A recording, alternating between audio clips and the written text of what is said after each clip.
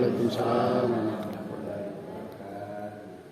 Alhamdulillahirrahmanirrahim, atas kehendaknya kita semua dapat dipertemukan oleh Allah di ruangan ini untuk baca kita tentang budaya Kesultanan Tidore yang menurut saya sedang mengalami mati suri. Sudah sekarang saya sebagai dosen, kebetulan saya masuk mata kuliah hukum adat. Saya memang memantau masalah adat. Berdasarkan hasil pantauan saya, adat Kesultanan Tidore ini bagaikan hidup enggan suruh mati karena mau.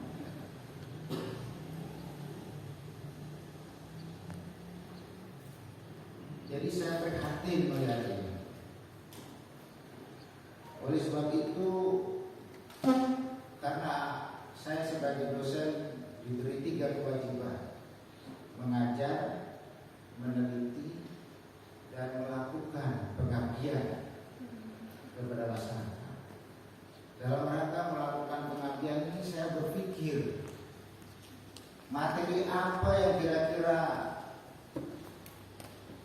dibutuhkan oleh masyarakat di Tidore. Lalu muncullah gagasan ini. Peluang itu potensi positif untuk menjadi lebih baik. Potensi positif dari desa adat untuk bisa memperkuat hak-hak masyarakat adat. Yang selama ini hak-hak masyarakat adat itu lemah, tak berdaya, mau mati tidak mau, suruh hidup tanpa semangat. Apa yang menyebabkan kondisi adat kita ini, adat Kesultanan Tidore ini, makin lama makin lemah? Apa yang menyebabkan? Menurut pengamatan saya sebagai dosen, ada 2 hal yang menyebabkan adat istiadat budaya masyarakat Kesultanan Tidore ini melemah. Ada 2 penyebab. Penyebab pertama, kontak peradaban melalui HP yang terlalu gencar.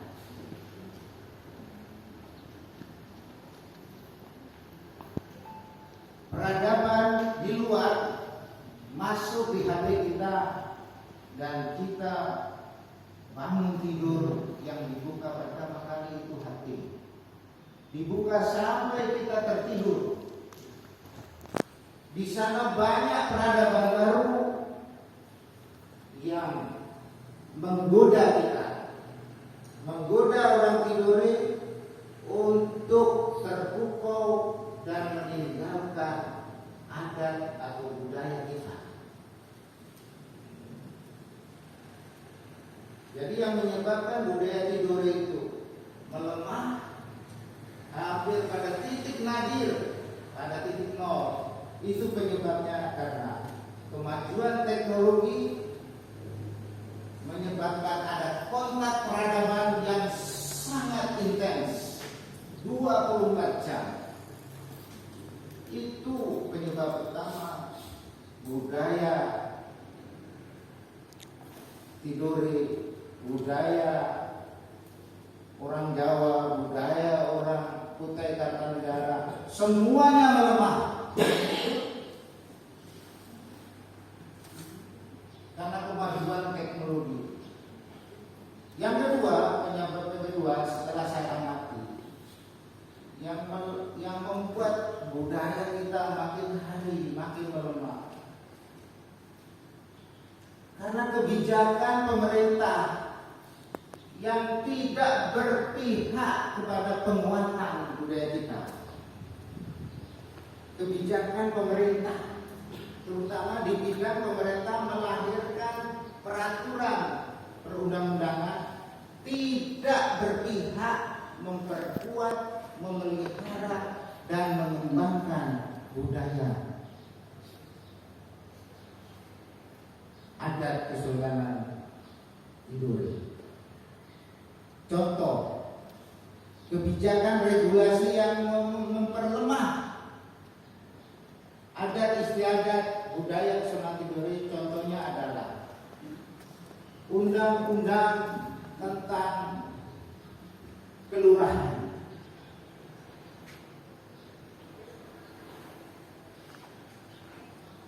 Struktur organisasi pemerintah kelurahan, ya, itu mulai dari Jakarta sampai di Tidore, sampai di Sorong, sampai di Aceh sana, itu sama. Regulasi semacam ini yang membuat semakin budaya kita semakin tidak terpakai, lama-lama tergusur. Struktur organisasinya sama. Pemerintahan desa, struktur organisasinya mulai dari Jakarta Pusat sampai ke sini memang dirubah. Padahal ada hal-hal yang berbeda antara yang di Jakarta dengan yang di sini. Pertanyaannya, ngapain organisasi pemerintah desa dan kelurahannya disamakan? Akibat kebijakan regulasi peraturan perundang-undangan yang semacam itu, budaya adat istiadat di semua daerah semuanya melemah. Harusnya nggak boleh sama organisasi pemerintah desa itu. Ini sama, struktur organisasi ini sama, tugas dan fungsinya sama. Padahal kondisi yang dihadapi oleh desa atau kelurahan suatu dengan yang dihadapi oleh desa Landung Sari di Malang itu berbeda. Kenapa organisasinya disamakan? Itulah yang menyebabkan budaya kita tidak tertampung di dalam organisasi yang disamakan. Mulai dari Malang, Jakarta sampai di sini sama. Padahal kondisinya berbeda.